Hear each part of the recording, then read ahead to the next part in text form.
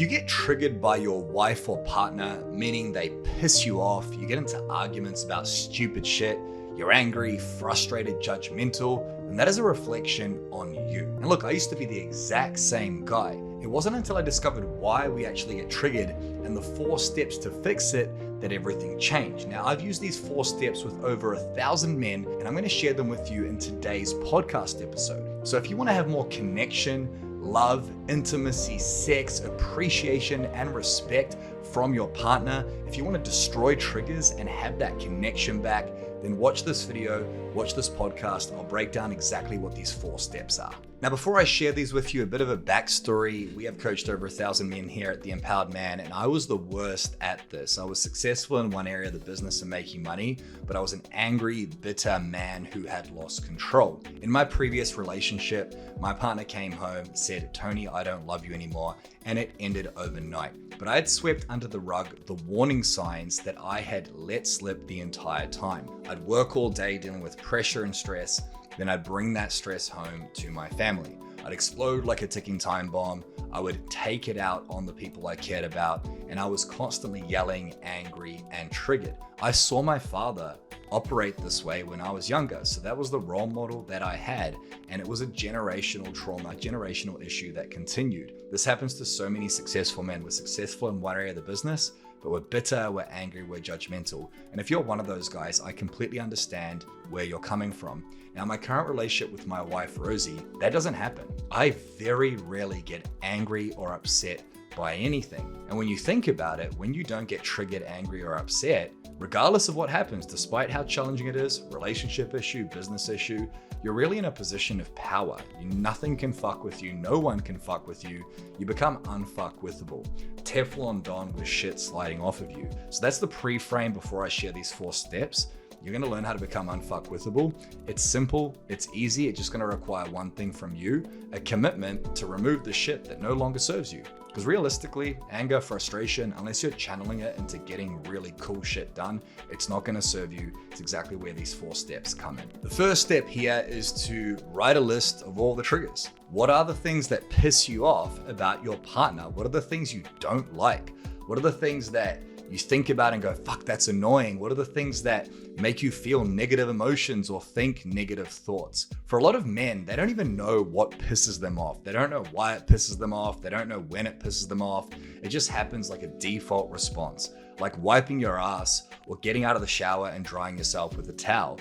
Both of those things happen autonomously. They happen without thinking. Well, most triggers are the exact fucking same. And if you think about the problems in your life, triggers or any other problem, they're like dominoes. If the first domino doesn't fall, the rest of the dominoes cannot continue to fall. And the first domino in negative emotions, negative thoughts is a trigger, especially in your relationships.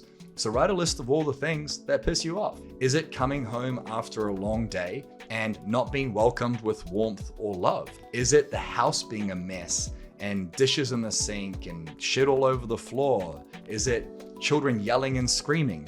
Is it not getting sex from your partner? There were so many times in my relationship, I'm sure you can relate to this, where I would be horny at the end of the day. I've worked all day, I'm stressed out, I need a release. So I want to have sex with my wife. And my wife says, "I'm tired." I'm like, holy shit, you're tired. You have no fucking idea the war I went through this day. That pissed me off. There was certain tonality that my wife would use. There was times whenever she used my name, Toni, that tonality would trigger me and piss me off. When she'd get upset at me for looking in the direction of another woman, even if I wasn't checking her out, she'd create a story that I wanted to go and bang that woman because she was cheated on, she had her own past trauma. That would trigger me and piss me off. The first step to overcoming triggers is to actually understand what the fuck triggers you. We're gonna figure out why you get triggered and how to fix it in the next 3 steps, but what are all the things that piss you off that cause a trigger in your life? Now, if you want to define what a trigger actually is, it's things that make you feel upset, angry, sad, frustrated, anxious, stressed, any negative emotion or feeling, any negative thought or story in your head comes from a trigger. People often say, I don't know why I'm feeling so down or so upset. There's always a trigger. There's always one thing that happens that's that first domino. So what are all those first dominoes? Write a list of them and make sure that your partner doesn't see that list before you complete the rest of these exercises, because It might be a wrong fucking list. See how many you can write down, get a pen and paper, write out a list of all the triggers. The second step is to acknowledge ownership of that trigger. We tend to do this fucking weird thing as men where we blame other people for what we think and feel. We blame our wife for not making us feel loved, for not pleasing us. We blame our employees for not doing their job properly. We blame our children for acting up even though they're acting their age. So many successful men, I used to be one of them, we play the blame game and we allocate power to other people. Now, whether you like this or not, it is a fact of life. And once you understand it, you believe it, you live it and breathe it, your life will change forever. And that is the fact that you are in control of 4 different areas in your life. Everything else you can influence, but these 4 areas are the way to have power and destroy triggers, reconnect with your loved ones, and have a life of purpose. They are your thoughts, feelings, actions, and reactions. There's nobody in your head pulling strings to make you think certain thoughts and believe certain stories. There's nobody inside your body making you feel angry, making you feel sad, making you feel frustrated. There's no one holding your hands with puppet strings, dictating the actions you take. If you reach for some alcohol, if you smoke a joint, if you go for a run, if you exercise, those are all actions. There's no one making you do that. There's no one with a gun to your head. And your reactions to these triggers. Your partner says something you don't like, you explode. That's a reaction. You come home after a long day, you're stressed, you're overwhelmed, you want some peace. After all the chaos in the household is chaos. It's a mess. You lose your shit, you explode like a ticking time bomb. That's a reaction. We say, my partner made me feel upset, or she did this, or she did that. Now, yes, they have a role to play. I'm not saying here that they aren't the trigger. When your wife says something nasty, or when you see the dishes in the sink, that is the trigger. They have a role to play in that trigger. But the person who chooses the thoughts, feelings, actions, and reactions is you. Now, what I used to do was I had a default choice, just like driving. I didn't think about it because I've done it so many times. And that was to lose my shit, to get angry, to get frustrated, to reach for alcohol, to sedate because I was stressed, without realizing that I choose. If it's your partner's fault that you're triggered, if it's your partner's fault that you have negative thoughts or feelings, if it's your partner's fault that you're getting into an argument, then by definition, your partner has the power because it's external to you. If something's external to you, you cannot control it. You can't control your wife. You can't control your kids. You can't even control your business or your team. You can't control the government. You can influence all of those things. And it's really difficult to influence anything in a positive way that gets you a result, that gets you connection, money, health, love, all the things you want if you lose control. You're in control of your thoughts, feelings, actions, and reactions. The step here, the second step, is to just acknowledge that the trigger's on you. You acknowledge ownership of the trigger. Cool, I'm triggered. I'm choosing to be triggered. It might be a default choice, but that thing that pisses me off is on me. I get to choose how I react. I get to choose what I believe about it. I get to choose how I feel right now. I get to choose the actions I take. Now, if you have a negative thought, feeling, action, or reaction, that's fine, but just acknowledge that you're choosing that. I chose to explode. I chose to get angry. I'm not saying don't do that, but don't blame anyone else for your fucking choices. The choice might be unconscious, but it's still your own. I cannot stress this point enough. When Rosie says something I don't like, my wife, I get angry. Now that's on me. She has a role to play. Everything that happened after her response is on me. And this is called radical responsibility. It's actually a hallmark of a masculine man, a leader. He takes ownership of the quality of his relationships. He takes ownership of the quality of his life. An employee isn't doing his job properly. I get angry. I want to yell at him. I take ownership that I haven't coached him well, that I'm getting triggered even though I could be leading him better. When you take radical responsibility, no one and nothing has power over you. You realize you're in control. Doesn't mean you're not going to lose control. I still get triggered. I still lose control, but I remind myself, I acknowledge ownership of this trigger. You've got to do it, which leads us into step 3. If you want to become a man who's completely in control of your thoughts, feelings, actions, and reactions, a man who's unfuckwithable, meaning you have a great marriage full of intimacy, love, and connection, you're a father who's a role model and leader, you're crushing it in business and becoming that man people are inspired by and look up to, winning in your wealth, health, and relationships, then you need a roadmap. It's so much easier with a plan. If you go to the first link down below, you'll be able to book a coaching session with my Empowered Man team. Just fill out a quick quiz, and on the next page, you'll book a call to get your custom Empowered Man roadmap.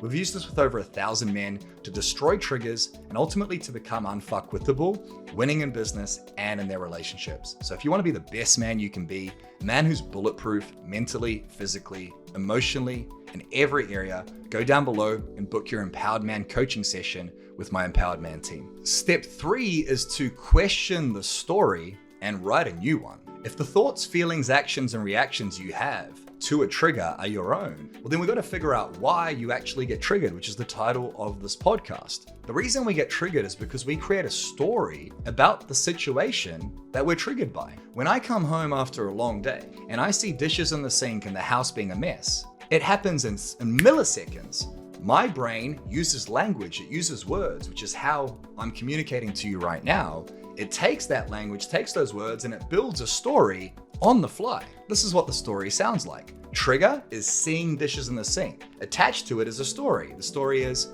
man, I've been working all fucking day. My wife does not care, appreciate me, or respect me. How the fuck could the house be a mess? This is bullshit. Man, I work so hard and I'm not getting anything in return. Then later in the evening, I want to have sex and she says, I'm tired. I go, you're tired? The story is, you have no idea how tired I am. And this is all happening in my head. I don't communicate it effectively. It builds up because I don't know how to calmly and patiently communicate it. By the way, in last week's podcast episode, I broke down how to do this, so you can watch that after this video. But instead, I let it build up. I let the trigger build up. The story is in there. I don't question the story. I believe the stories to be facts. Now, I use this example a lot, dishes in the sink or the house being a mess. It doesn't trigger me at all anymore. As a matter of fact, my wife gets more upset about it than me. She feels like she should be doing it. I don't get triggered. The reason why is because I question the story. So I go downstairs, I see dishes in the sink. My default response is I'm triggered. For fuck's sake, not again. I then question the story. The story is she doesn't care. I have a conversation in my head. Well, is that story true? Is that story actually true? How many reasons could there be for my wife not doing the thing she said she was going to do? Or she could be tired. She could be on her period. She could have had a really rough day with my daughter. She could just not feel like it, and that's okay. The reason I work so fucking hard is so my wife and my daughter have freedom, so my family are looked after. So how many reasons could there be, or different versions of the story? Thousands. When your wife doesn't want to have sex, it could be that she's tired. It could also be that she doesn't find you attractive. It could be that she doesn't feel loved. It could be that her love bank is empty and she doesn't feel like she's getting what she wants from you, so she's not attracted to you in that moment. We never question the fucking triggers. We never question the stories. We blame that person instead of taking radical ownership. So step number 3 is simple. Question the story attached to the trigger. The way you do that is you go, well, first of all, how do I know this story is true? Is this story actually true? Almost always the answer is, I don't know. I don't have enough evidence. I don't have enough facts. Now I can ask my wife, hey, is everything okay? The dish is still in the sink, the house is a mess, are you okay? Like, do you want me to help you? And she'll say, no, I'm not okay. Or she'll say, sorry, I'll get it done, right? Question the story, ask, how does the story serve me? How does the story get you closer to your goal or further away? It's ironic as men. We go downstairs, the dish is in the sink, and we get angry and explode, which takes us further away from the dishes being done instead of just going, hey, how can I help you? Is everything okay? And it takes us closer to our goal. A really powerful thing that I've asked myself in the past, and I get triggered about a lot of shit because I have high expectations of my wife, my team, my business, is I just ask myself, is this thing that I'm upset about really worth getting upset about? Is it really worth giving away my power, losing control of my thoughts, my feelings, my actions, reactions for this minor thing? I'm not being grateful right now that I have a house, that I have dishes, that I have food. I'm focusing on the one thing that I don't like because I haven't acknowledged my triggers, I haven't written them down, and now I'm fucking taking it out on my loved ones. How stupid is that? Now I know you can relate to this, but in the moment, it can often be hard to actually do something about it. So in the moment of trigger, once you've acknowledged what they are, once you've acknowledged what the triggers are, you're gonna know when it comes up again, take ownership of it. Fuck, I'm triggered again. Step 3, why am I triggered? What's the story associated to this? What do I believe to be true that's making me upset and triggered? How does the story serve me? Does it take me closer to my goal or further away? And is this really worth getting upset about? Take a big deep breath. It probably isn't, eh? Probably not worth fucking wasting my time, energy, life, focusing on what I don't want. What do I want here? Rewrite the story, write a new one. Dishes in the sink. I'm upset? No, I'm not. Let's help my wife. She must have had a long day. She doesn't want to have sex? Cool. I probably am. I'm not making her feel loved. I've got to fucking do more. Oh yeah, I'm working hard and providing, but she probably needs more from me. What else does she need? Let's ask her. Take ownership of the trigger, question the story, write a new one, which leads us to the fourth and final step here, to destroy triggers and ultimately win and succeed in your relationships. And that fourth step is to reflect after the fact. I truly believe as a modern day man, it's your job to become the best version of yourself. It's your job to have a body that is weaponized and full of energy. It's your job to be unfuckwithable mentally, to wake up and focus on the things you want and get after them each day, to destroy procrastination, to live with power and purpose, to be strong physically, strong mentally, to be able to communicate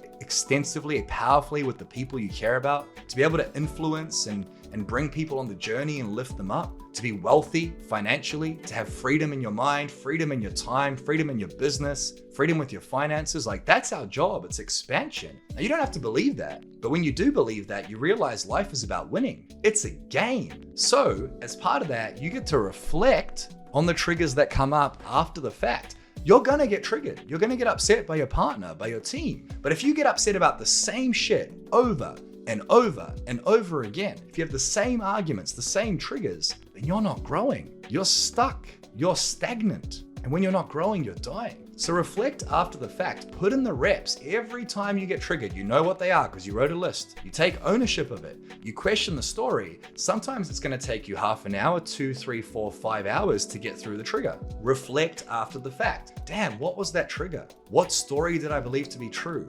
What was my reaction like? How did I feel? What actions did I take? Reflect on the trigger. Realistically, the trigger is just the straw that broke the camel's back. It leads to a much deeper issue, which is that as a man, you don't know how to control yourself. Like, what else is going on in your life? Are you stressed at work?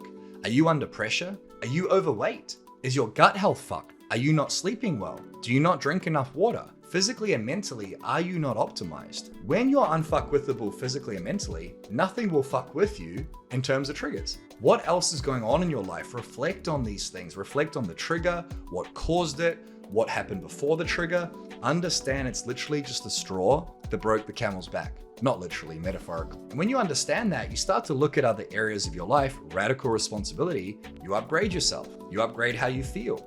You make business less stressful. You hire the right people. You put in the right systems so that you're good. And when you're good, the things that used to trigger you won't trigger you anymore because you reflect on them and you learn from them. Think about the things that piss you off. Think about the things that trigger you. How many times have those things triggered you in your life? What would your life look like if that no longer had hold over you? If that no longer affected you? If that no longer affected the communication and connection with your partner or wife? The way you show up as a father for your children? The way you lead your staff or team at work? All of this is possible to you, but nothing changes until you change. And the way you change is you acknowledge what happened, you learn from it, you grow from it, so you don't make the same fucking mistakes. If you've ever fallen over walking in somewhere where you walk all the time and you stumble over like a raised piece of concrete or down some stairs, you typically don't do that again because your body, your nervous system has learned from that mistake. You fell over, you hurt yourself. I'm gonna fucking learn. Well, it's the exact same with these triggers.